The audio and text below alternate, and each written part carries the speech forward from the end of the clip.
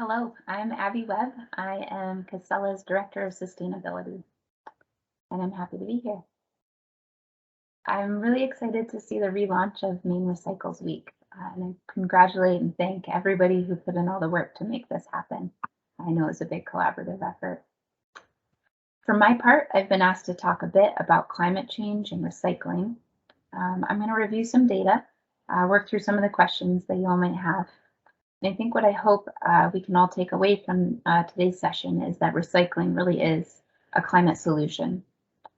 Along with other forms of waste reduction and reuse, it's one of the keys to tackling climate change, and it's something we can all embrace. So when I was asked to start to talk about this topic, I thought I'd frame it around 5 questions that I tend to get pretty often. The first is, what are the benefits of recycling? Why do we recycle? The second is, how does recycling benefit the climate? Third is recycling significant as a climate solution for my household? Fourth is, what should we be doing with our waste? And then fifth, is recycling a significant climate solution globally? Before I dive into those questions, I just wanted to take a few minutes to describe Casella's work around climate leadership and emission reductions. We have been measuring our carbon footprint for about 15 years. We began this initiative as a founding partner of the EPA Climate Leaders Program. Through that program, we started measuring our footprint and set a goal to reduce it. And by 2010, we had achieved that goal. We had cut our emissions by 45% below our 2005 baseline. And we were recognized a couple of years later with a Climate Leadership Award from the EPA and a few environmental nonprofits. Last year, we announced a new goal. Above and beyond our last achievement, we aimed to reduce by another 40% below 2010 by the year 2030. And we are on track to achieve that goal, I'm happy to report. We've done that mostly through improving the landfill gas capture at our landfills, improving the efficiency of our fleet, improving the routing, and as well as looking at alternative fuel vehicles for our fleet. And then we've also done a fair amount with energy efficiency work at our facilities. So I hope, one thing to take away is Casella really is deeply committed to achieving reductions in our greenhouse gas emissions and our carbon footprint. There are 2 sides to our climate impact.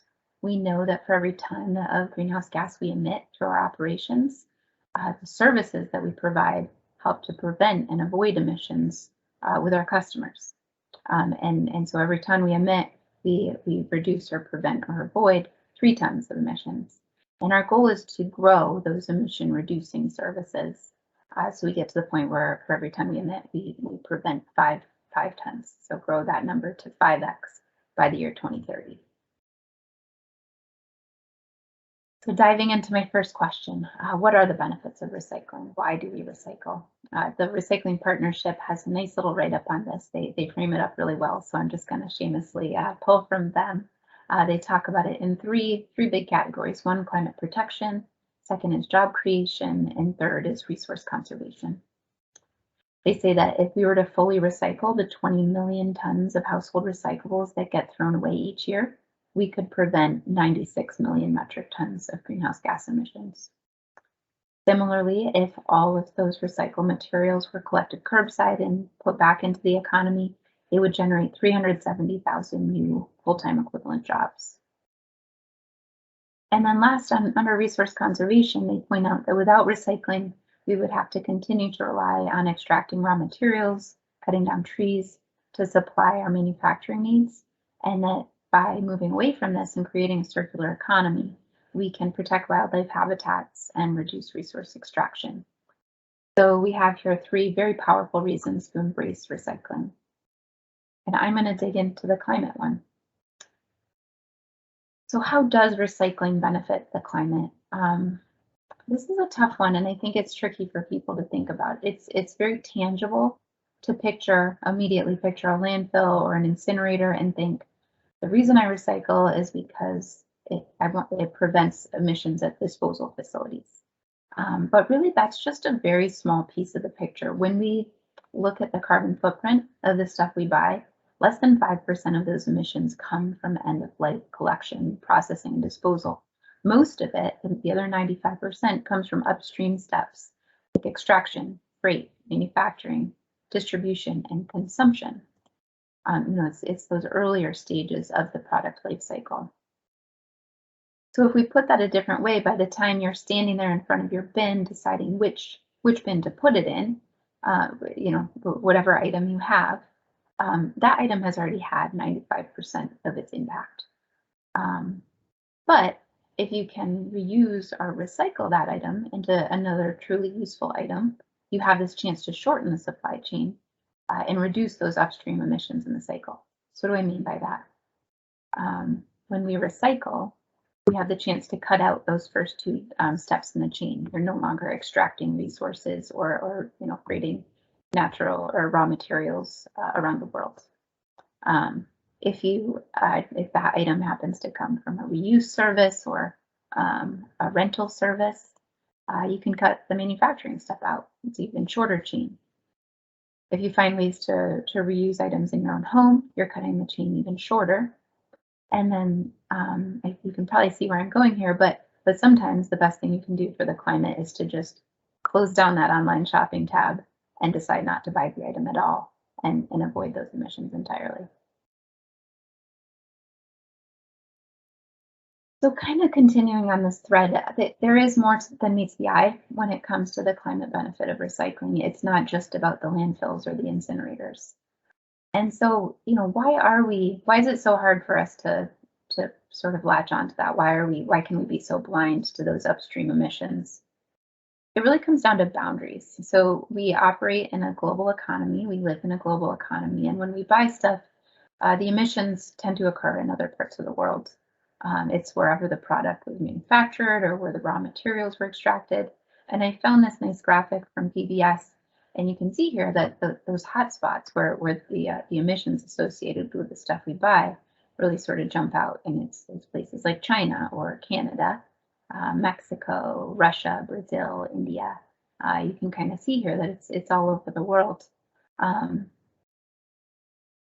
And because of the way that we tend to put boundaries on our greenhouse gas inventories, those exported emissions that are really driven by our consumption don't tend to get captured in our inventories. And that's why we often don't see recycling emphasized as a climate solution.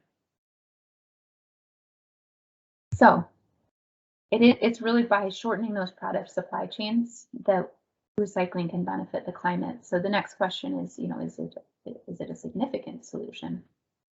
And to help dig into this, I kind of dove into the world of personal carbon footprint calculators.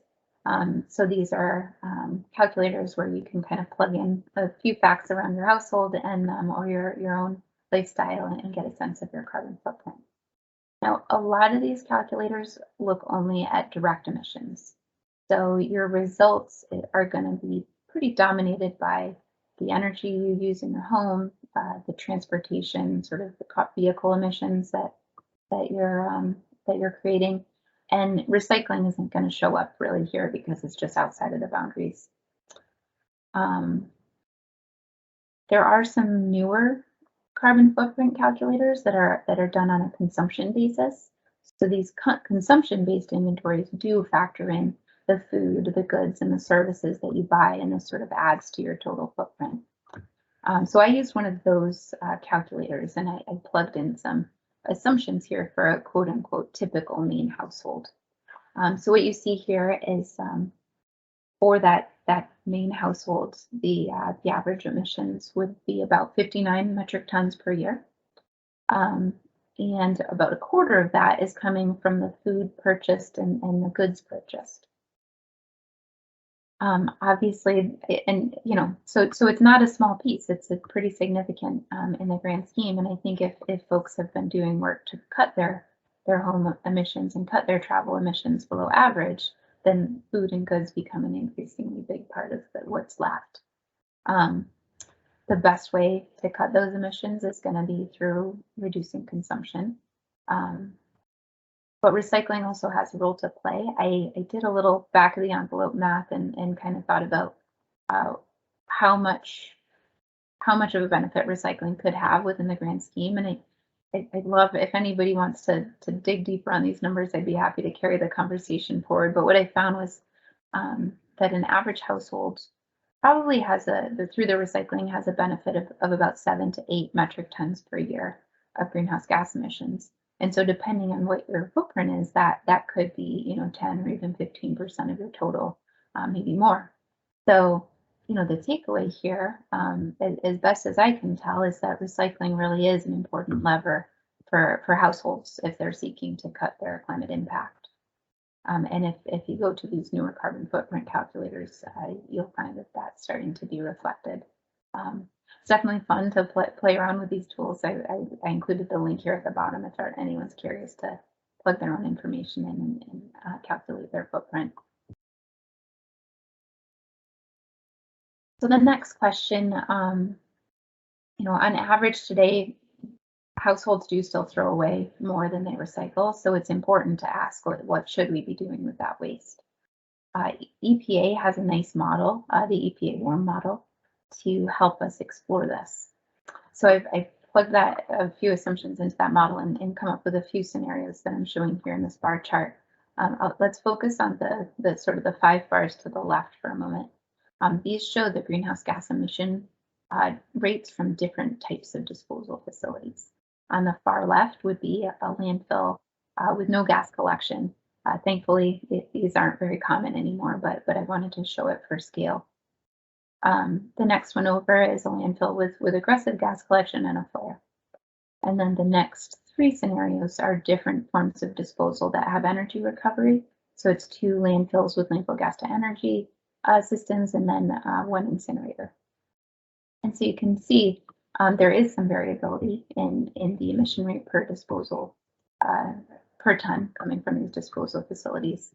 I think the solid waste industry and state and local governments have done a nice job sort of shifting things over to the right so that less of our waste is going into the that bar on the left, facilities that are represented by that bar on the left, the higher emitting facilities, and more of our waste is being shifted over to these lower emitting facilities, and that's fantastic and really important work.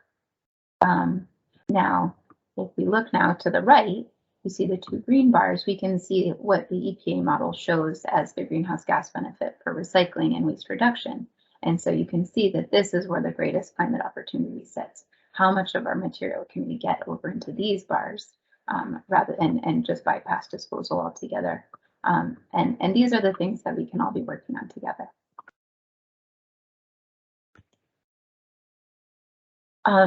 Maine Recycles talks about the 5 core pillars or the 5 R's, and I'm going to run through those here. The first is refuse.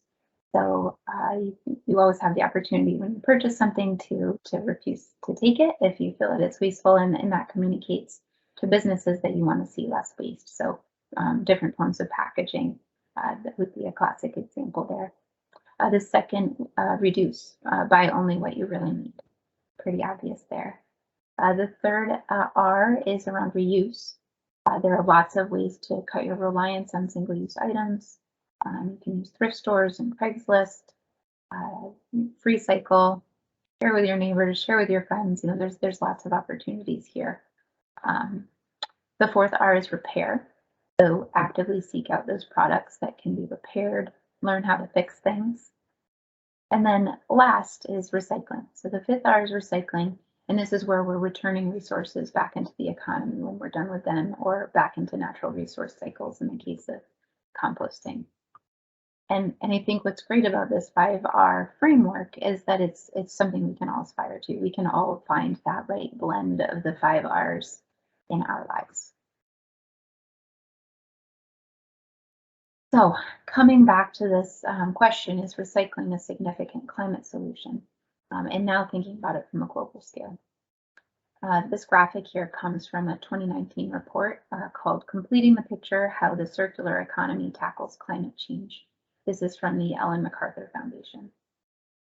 So this report lays out that about 55% of global greenhouse gas emissions comes from energy. And this is where the majority of just about all of our climate policy is focused.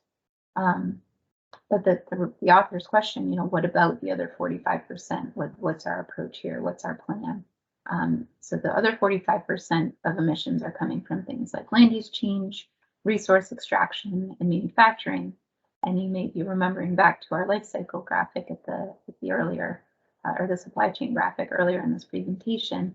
And you'll know that those are all activities that we can help to address through waste reduction, reuse, and recycling. The report says, when we systemically build those things into our economy, that's known as the circular economy, and it's what will let us tackle those remaining 45% of emissions. So circling back to my first slide, I hope everybody's coming away with some new information and the knowledge that recycling really is a climate solution, particularly when we couch it among those 5 R's that we were just talking about. So, recycling really is going to be essential as we work to target and reduce the full spectrum of global climate emissions. So, really important work. It's a really important strategy, and I'm always excited to talk about how recycling and climate are connected. This question, I know I said I was going to answer 5 questions, but one more. What can you do? First, if you could go away today and take a look at your local recyclers acceptable list, make sure that you're putting all those items in your bin. The second thing I would ask, and it's closely related, but just as important, is if there are items that you've been putting in your bin that are not on that list, please stop putting them in your bin. We call that wish cycling, and it might feel good to put it in the happy recycling bin rather than your disposal bin, but it doesn't help the environment, and it doesn't help your local recycler who's trying to run a recycling operation. Third is to think about those 5 R's. So if you don't like the idea of putting those items in your trash rather than your recycling bin, then think about ways to reduce those from your stream entirely through the 5 R's. And then last, and I think this is really important, you need to make this fun. Don't go it alone. This doesn't need to be drudgery. Loop in your friends, start a club, find ways to make this work collaborative and joyful. Because that's the only way that this is going to last. So with that, if anybody's interested to learn more, I would encourage you to check out the Ellen MacArthur Foundation's video, How the Circular Economy Tackles Climate Change. Also go back to that carbon footprint calculator. That's always fun to play around with those numbers. And last, I just wanted to thank you for your time here today. Thanks for taking the time to learn a little bit about recycling and climate change, and happy Maine Recycles Week.